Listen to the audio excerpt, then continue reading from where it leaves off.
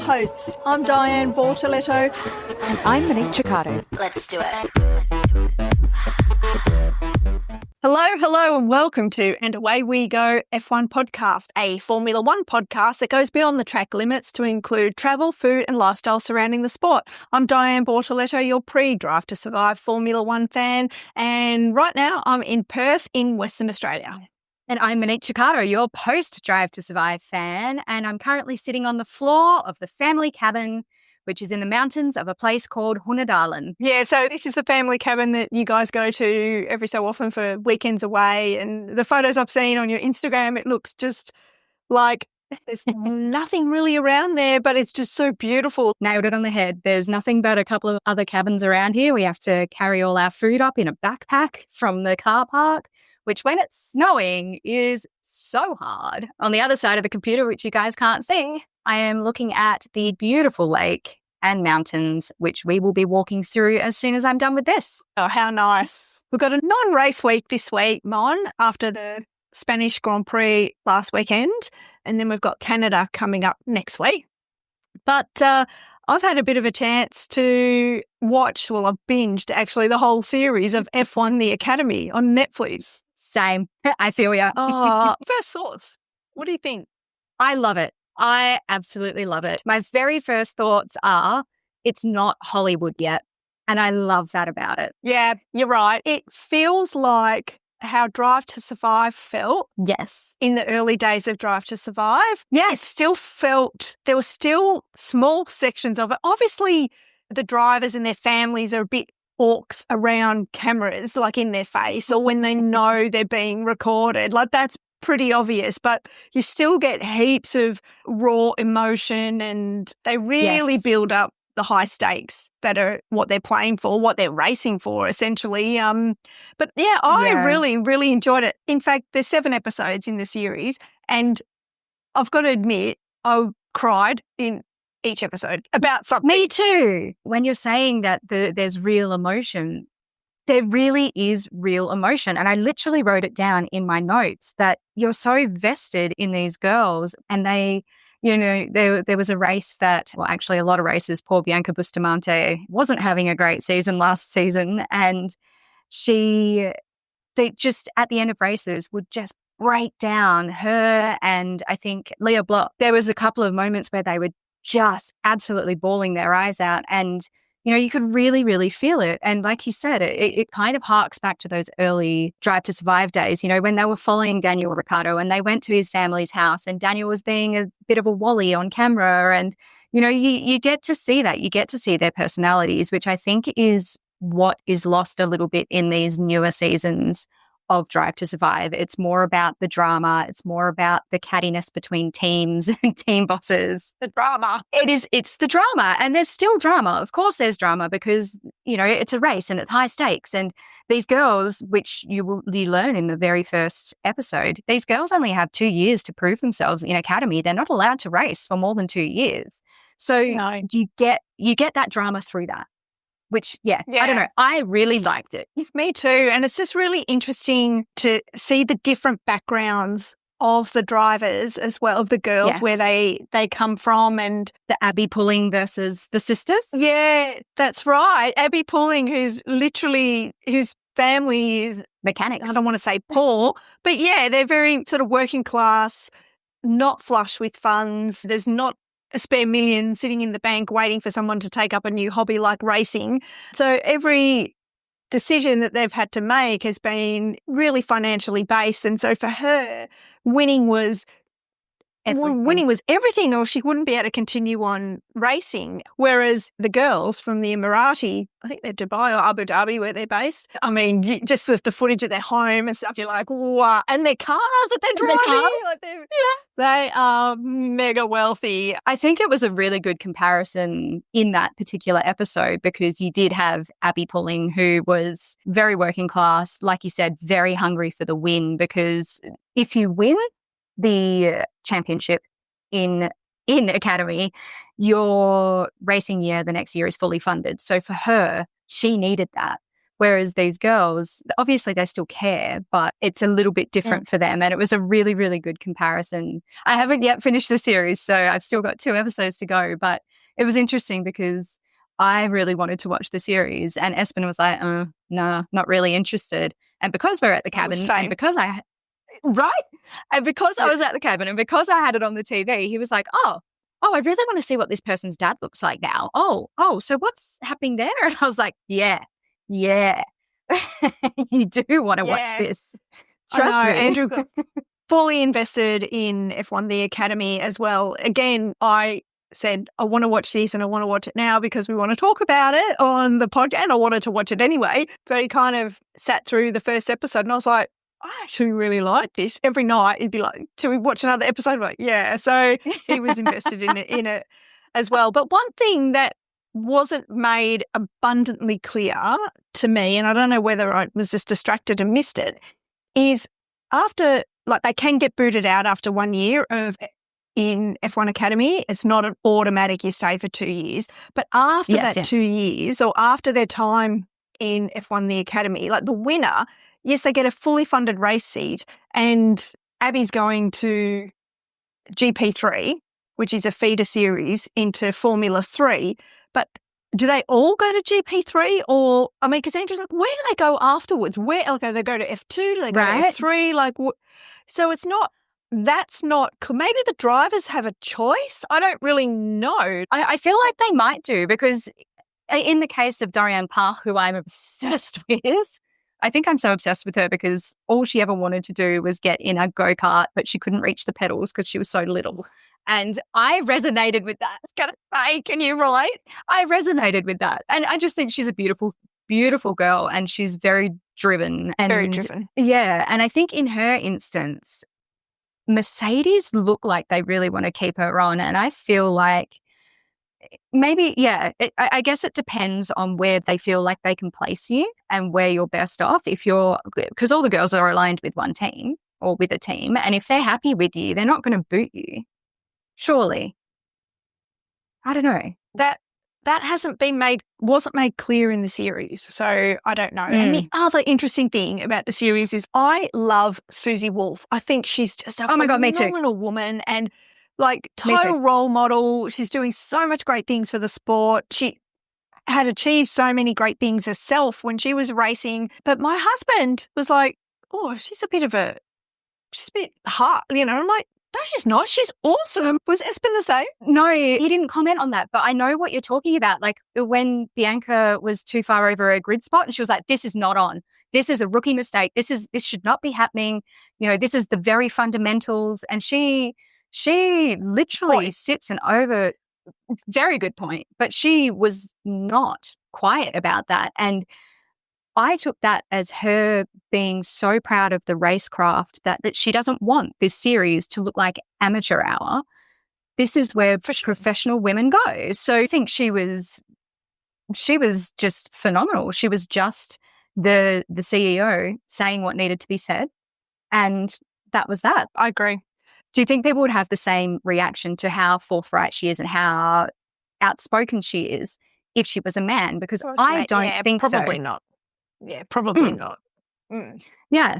So, which I find really interesting. I found myself cheering for some of the drivers in F1 Academy. And now I'm even more interested, like way more interested in the series than I was before watching Netflix. It's the Drive to Survive effect, right? It's totally. As soon as you watch something and you become attached to the characters and you understand the behind the scenes more of what's happening, of course you're more invested because I feel exactly the same way. I've watched 2 Formula Academy races in person, 2 or 1, I can't remember now. And ever since I watched the first one, I was like, no, I really want to try and be interested in this because it's more motorsport that I can watch, but it's also women and I want to support that. And but they don't have that many races a year. I think it's only 5 or 6. But now that I have watched the series, I'm doubly as invested. So, yeah, highly recommend anyone watching it. Where can people watch F1 Academy? Is it on F1 TV? It is. It is. So Formula 2, Formula 3 and F1 Academy are all on F1 TV. I have a wonderful, wonderful plug-in for my Google Calendar that pre-populates all the races across. Yeah, right. Okay, that pre-populates all of the races across all of the formulas.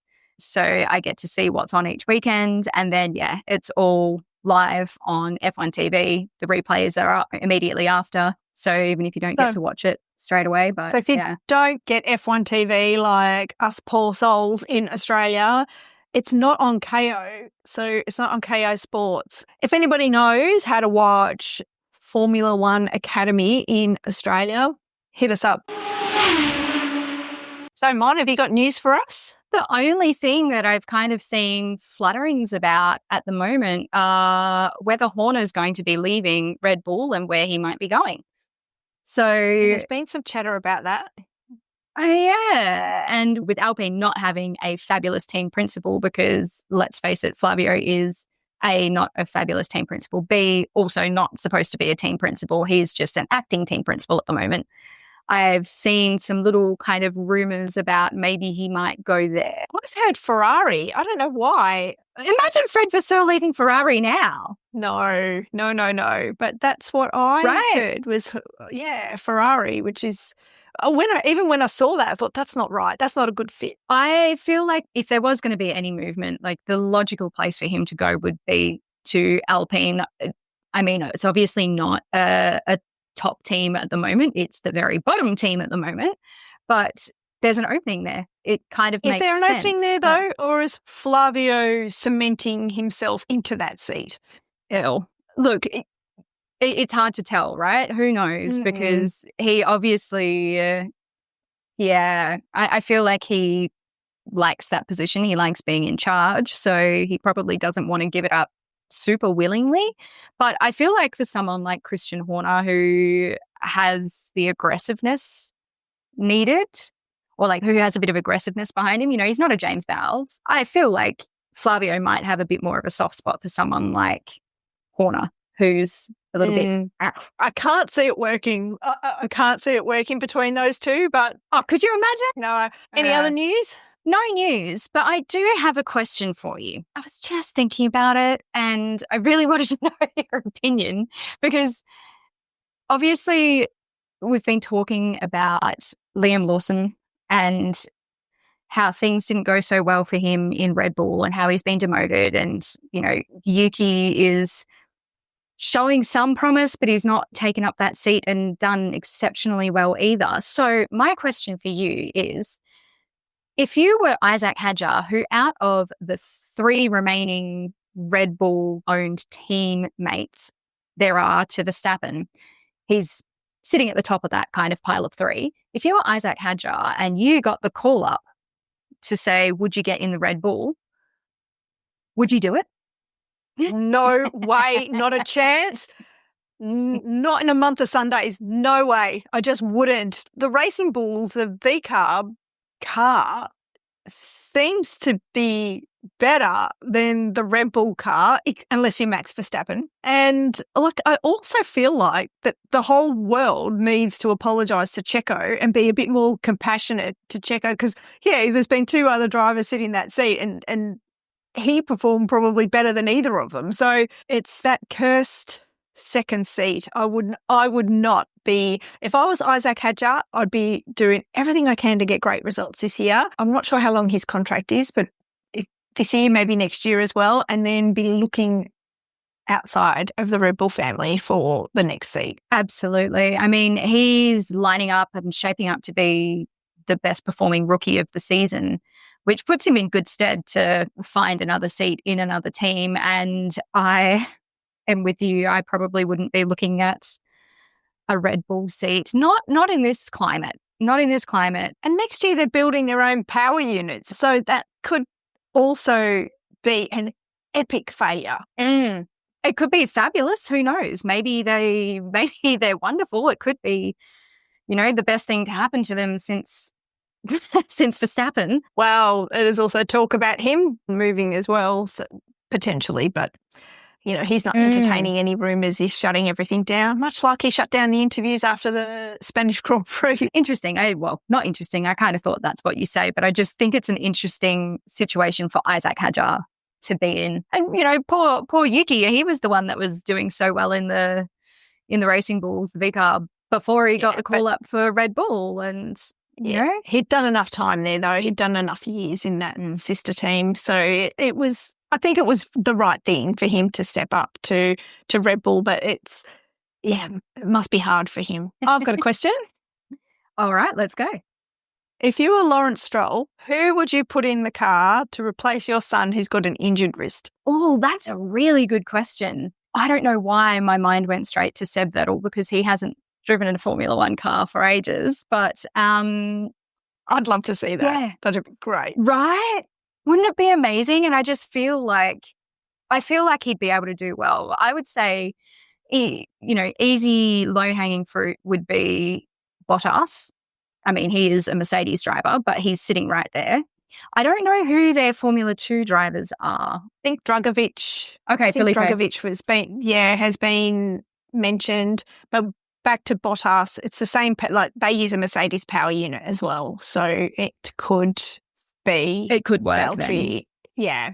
But, it's also the Stroll's home Grand Prix, the next race in Canada. So I think Lance Stroll will be doing everything he can to get back to racing. I have a fun question for you, actually. Out of all the current drivers on the grid, who do you think would have the best autobiography? Not necessarily now, but who would you want to read an autobiography by? And I say this because Susie Wolf's autobiography or biography has just come out. So it's on my mind. I want to read hers, but who would you read from the grid, the current grid?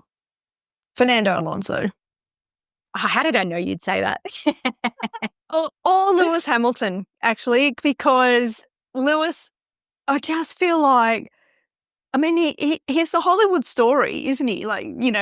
From rags to riches, from struggles to incredible success. Oh, did you see in the news that he met with the British Prime Minister and they're putting together an education program to ensure that underprivileged kids have access to education through his Mission 44, which is just brilliant.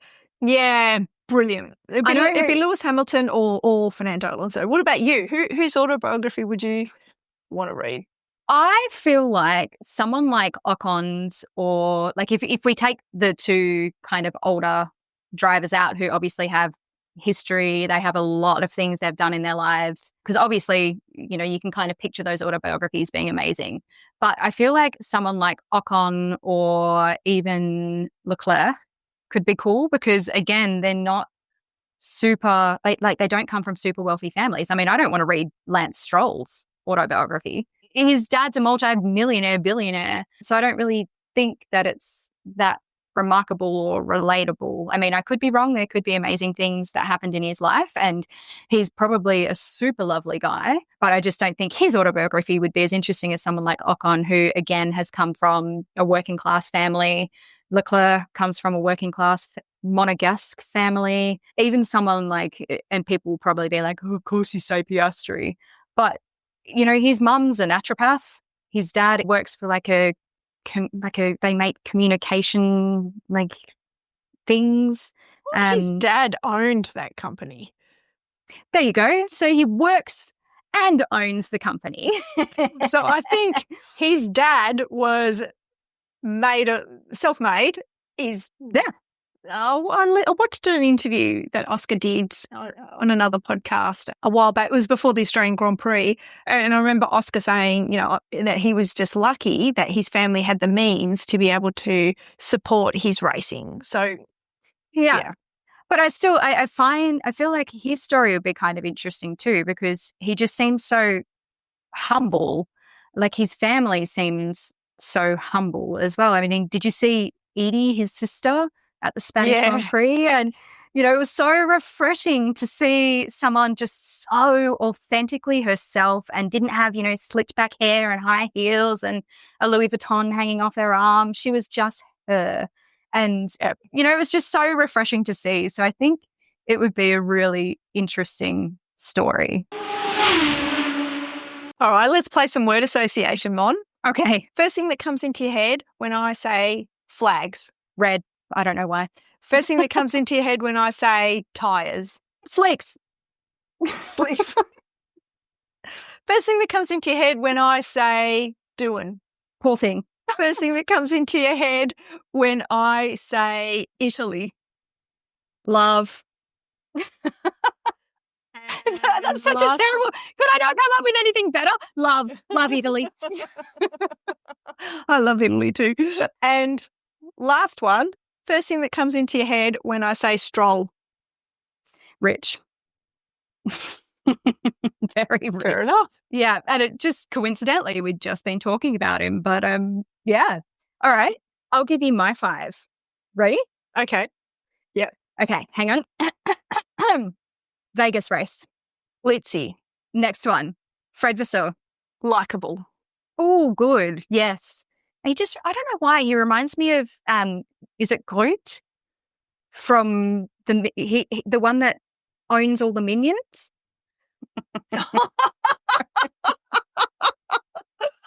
Yeah.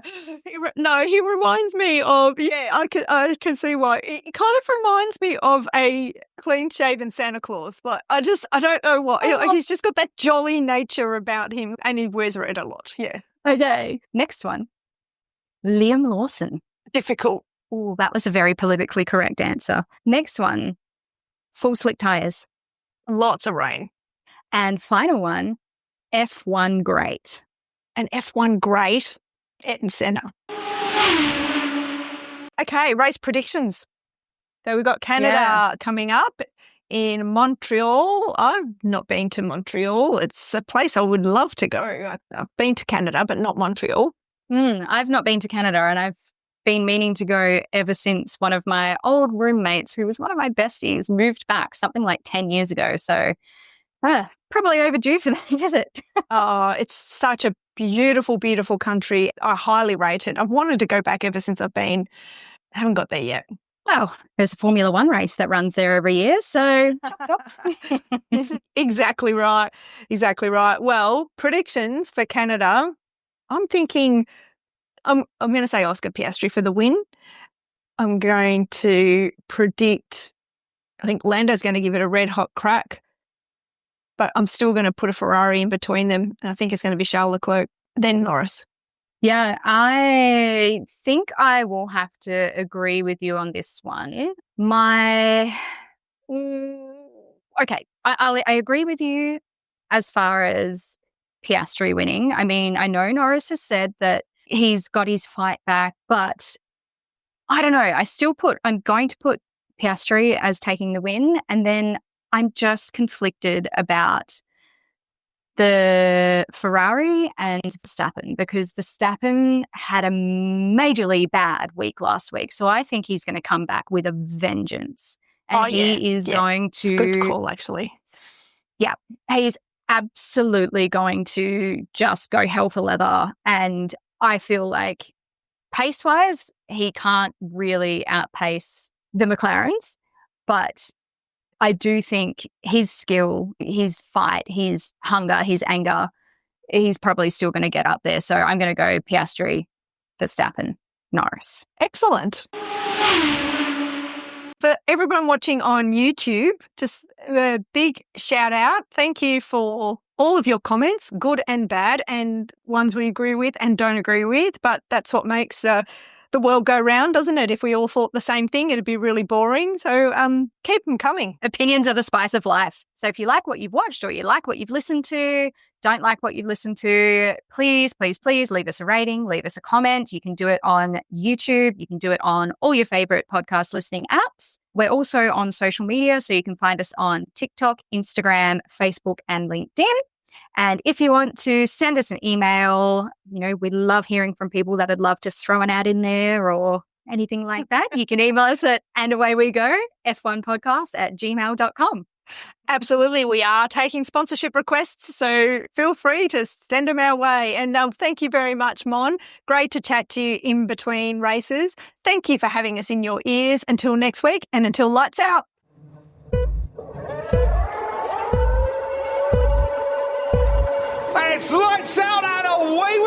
And Away We Go podcast is produced by Diane Bortoletto and Monique Ciccato. Let's do it.